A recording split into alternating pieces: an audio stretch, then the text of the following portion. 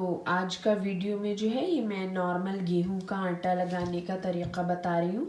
किस तरीक़े से आप गेहूं का आटा लगाओगे तो उससे गेहूं की मतलब रोटी बनाओगे इस आटे से, तो उसका शुगर लेवल भी कम होगा और उसकी जो ग्लूटेन की बॉन्डिंग है वो भी टूटेगी।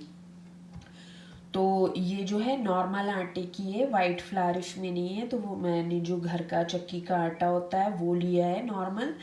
तो 3 कप जैसे आपने नॉर्मल आटा लिया है तो उसमें आप कोई 1 कप जौ का आटा मिलाएं, ठीक है। इसमें मैंने मिक्स कर रखा है, तो रेशियो यही होगा 3 और 1 का, ठीक है। तो रोटी आपकी अच्छी बनेगी, वरना आप जौ का ज़्यादा ले लोगे तो फिर वो रोटी जो है सख्त हो जाएगी, ठीक है।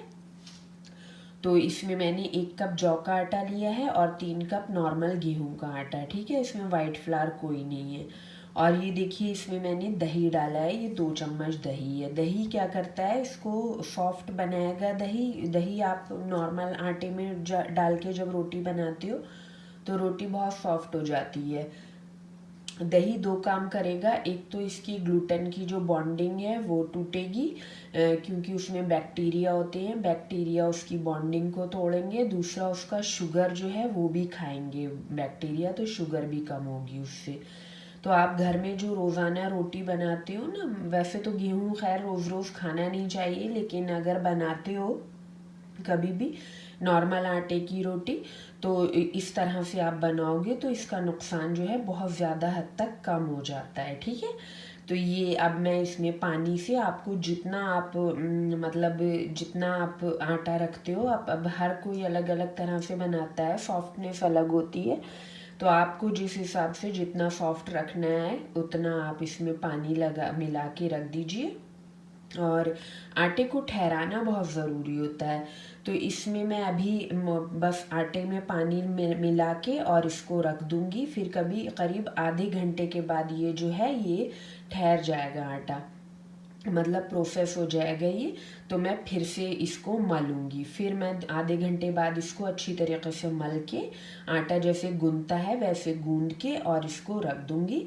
फिर जब भी रोटी बनानी है तो आधे घंटे के बाद जो है वो रोटी बनाने के लिए तैयार हो जाएगा। मतलब अभी मिला के आधा घंटा रखना है और फिर आधा घंटा जो है जब एक बार इसको मैं खूब अच्छे से मल के तैयार कर दूंगी तो आधा घंटा तब भी रखना है रोटी बनाने से पहले। तो रोटी बनाने से पहले आटा जो है मल के आपको रेडी करके 1 घंटे पहले ही रखना है, जिससे कि वो अच्छे से उसका जो भीग जाए आटा, प्रोसेस हो जाए अच्छी तरीके से। ताज़ा उसी टाइम आप गूंद के चाहो बनाओगे तो फिर वो जो है रोटी आपकी अच्छी नहीं बनती है।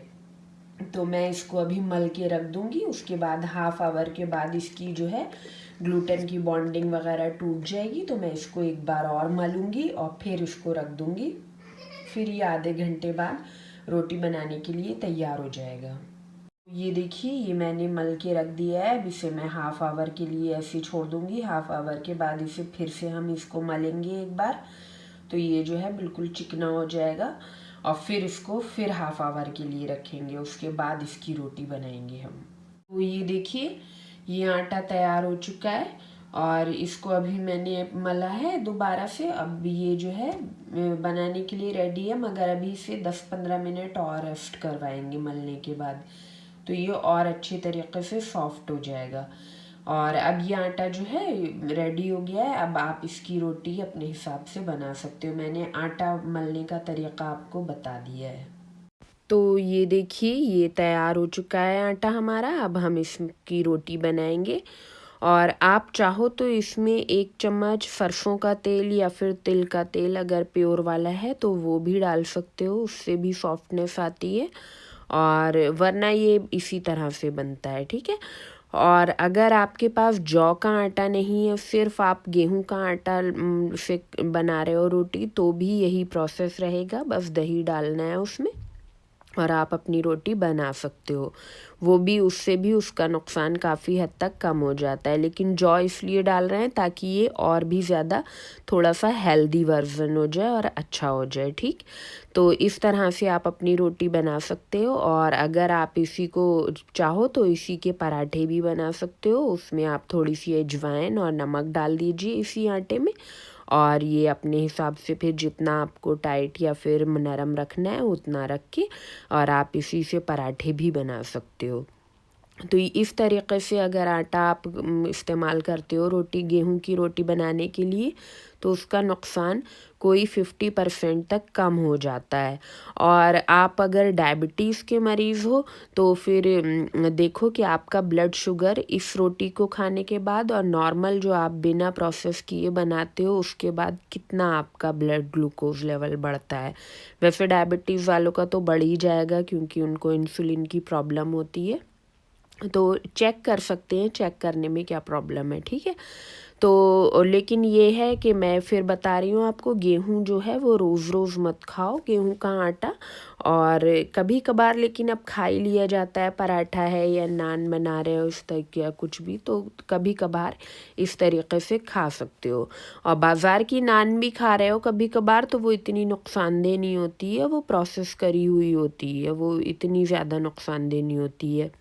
सीधा सीधा आप एकदम गेहूं का आटे जो बिना प्रोसेस करे बनाओगे तो वो और ज़्यादा नुकसान देगा, क्योंकि उसका शुगर लेवल भी बहुत ज़्यादा होता है अगर आप उसमें कुछ भी प्रोसेस नहीं करते हो आटे में, और वो उसकी ग्लूटेन की बॉन्डिंग भी नहीं टूटती है। यहाँ पर शुगर लेवल भी हमने इसका काफ़ी हद तक कम करने की कोशिश की है और ग्लूटेन की बॉन्डिंग भी तोड़ने की कोशिश की है। तो इस तरह से आप कभी कभी रोटी गेहूं की खा सकते हो। तो फिर मिलते हैं किसी और वीडियो में किसी और रेसिपी या फिर इंफॉर्मेशन के साथ।